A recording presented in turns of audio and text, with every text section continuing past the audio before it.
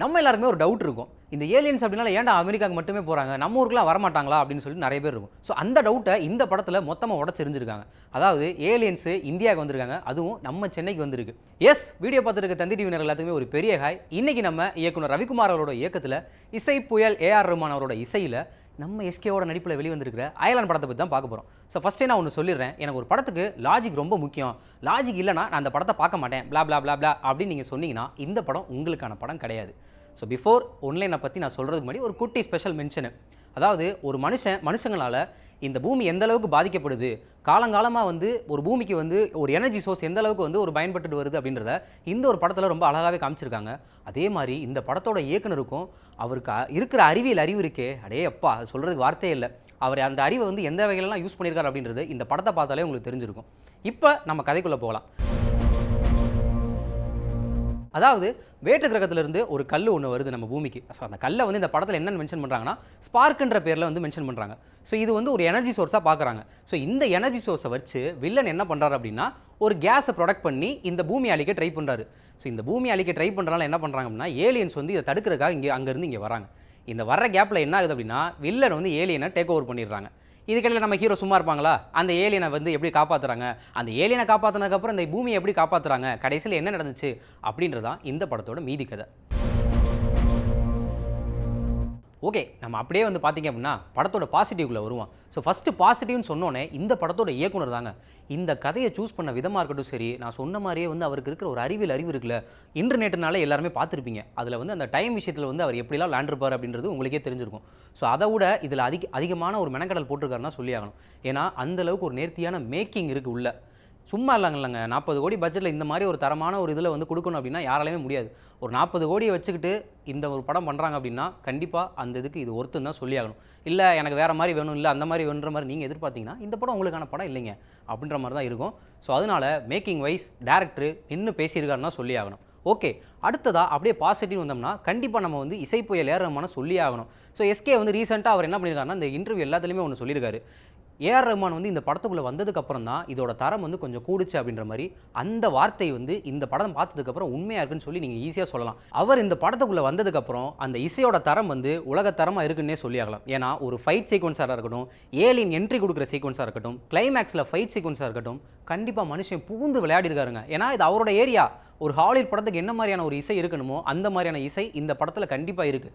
பாடல்கள் ஓரளவு மனசில் நிற்கலை அப்படின்னு சொன்னாலுமே பின்னணி இசையில் ஜெயிச்சு நான் கிங்கு அப்படின்ற மாதிரி பின்னணி இசையில் ப்ளஸ் பண்ணியிருக்காங்க. ஸோ அது இந்த வகையில் இந்த படத்துக்கு ஒரு பெரிய ப்ளஸ்னே சொல்லி ஆகலாம். ஸோ அடுத்ததாக நம்ம எஸ்கே தாங்க, வேறு என்ன வேணுன்றீங்க? தலைவன் படத்தில் சும்மா பூந்து விளையாடிருக்காரு. இந்த அயலான் படத்தை அப்படியே எடுத்து தன்னோட தோள் மேலே வச்சு அப்படியே கொண்டு போயிருக்காரு. தான் வந்து நடிக்கிறேன் அப்படின்றது தெரியாமல் ஜாலியாக ஏதோ ஒரு ஷூட்டிங் ஸ்பாட்டில் வந்து சும்மா நீட்டாக பெர்ஃபார்ம் பண்ணிவிட்டு அப்படியே போயிருக்காரு. இதுவும் அவர் அந்த குழந்தைகளுக்கு ஏற்ற மாதிரி கதை தான். உங்களுக்கே தெரியும் அவர் வந்து குழந்தைகளுக்கு எப்படி அவர் பிடிச்சிட்டாரு அப்படின்ற மாதிரி. ஸோ அதனால் இந்த படம் குழந்தைகளுக்கு ஏற்ற மாதிரி படம் இருக்கனால 4-5 பேர் இருக்காங்க காமெடிக்கு. சும்மா சூப்பராக நின்று தலைமை பர்ஃபார்மன்ஸில் வேறு லெவலில் பண்ணியிருக்காரு.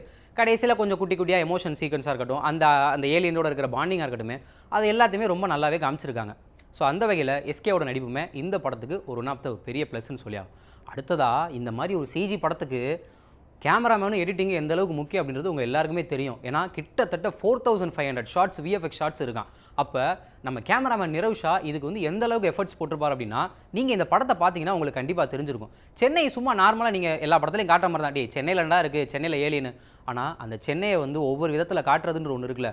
ஒரு ஆக்சிடென்ட் நடக்கும்போது தான் சரி, ஒரு பிரிட்ஜ் உடஞ்சி கீழே இது பண்ணும்போதும் சரி, அதை அவங்க வைக்கிற ஷார்ட்ஸும் சரி, கட்ஸும் சரி வேறு லெவலில் இருக்குன்னு சொல்லலாம். ஸோ அதே மாதிரி எடிட்டர் ரூபன் அவர் தன்னோட பங்குக்கு நீ கேமராமேன் நீங்கள் நல்லா வேலை பார்க்குறீங்களே, அப்போ நானும் என் பங்குக்கு நான் வேலை பார்ப்பேன் அப்படின்ற மாதிரி ஒரு ஃபைட் சீக்வன்ஸ் நடந்துகிட்டு இருக்கும். ஸோ அந்த ஃபைட் சீக்வன்ஸ் நடந்துகிட்டு இருக்கும்போதே ஒரு எமோஷனாக வந்து ஒன்று கொடுக்கணும், காமெடி நடக்குதுன்னு வச்சுக்கோங்களேன்.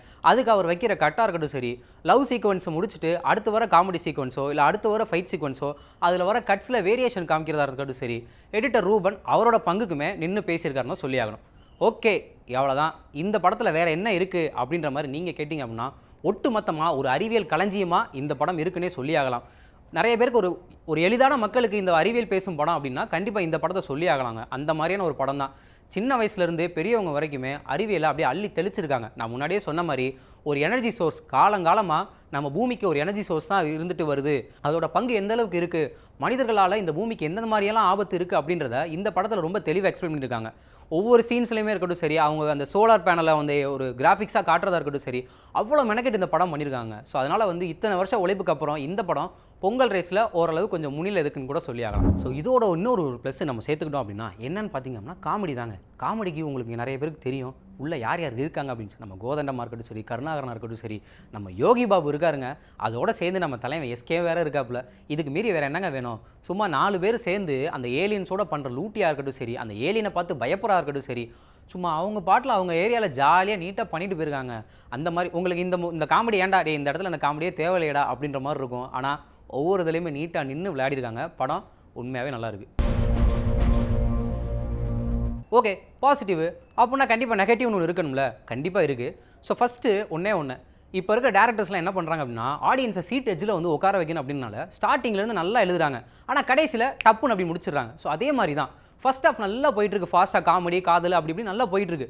செகண்ட் ஹாஃபில் உள்ளே வந்ததுக்கப்புறம் கொஞ்சமாக என்ன லைட்டாக கொஞ்சமாக லேக் ஆகுது, இல்லை வேறு ஏதோ ஒன்று பண்ணியிருக்கலாமோ, இல்லை வேறு மாதிரி ஏதாவது பண்ணியிருக்கலாமோ அப்படின்ற மாதிரியான ஃபீல் கண்டிப்பாக உங்களுக்கு செகண்ட் ஹாஃபில் கொடுக்குது.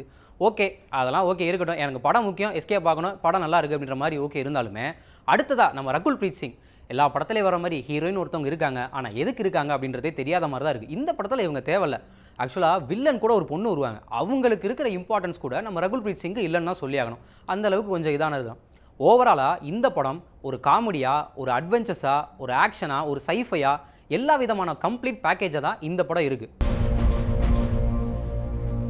மொத்தத்தில் இந்த படம் நீங்கள் ஒரு சைஃபை லவராக இருக்கீங்க அப்படின்னா இந்த படம் கண்டிப்பாக உங்களுக்கான படமாக இருக்கும். ஸ்டார்டிங்லேருந்து பரபரன்னு ஃபாஸ்ட்டாக போய் கடைசியில் டொயங்கின்னு முடிஞ்சாலுமே மொத்தமாக நீங்கள் ஒரு தேட்டரை விட்டு வெளியே வரும்போது ஒரு 2.5 hours இந்த வேர்ல்ட் ஆஃப் அயலான் அப்படின்னே சொல்லி ஆகலாம். ஸோ அந்தளவுக்கு ஒரு சூப்பரான படம். ஒரு 2.5 மணி நேரம் நீங்கள் ஃபேமிலியாக இந்த பொங்கல் ஹாலிடேஸ்க்கு நீங்கள் போய் என்ஜாய் பண்ணுற மாதிரியான ஒரு படமாக தான் இந்த அயலான் படம் இந்த பொங்கலுக்கு இருக்குது.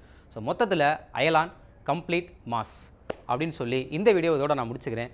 மீண்டும் இதே மாதிரி நான் வேறு ஒரு ரிவ்யூவில் உங்களை சந்திக்கிறேன். அதுவரை உங்களிடம் இந்த விடைபெறுவது உங்கள் பிரசன்னா. செய்திகளை உடனுக்குடன் தெரிந்து கொள்ள உடனே சப்ஸ்கிரைப் பண்ணுங்க.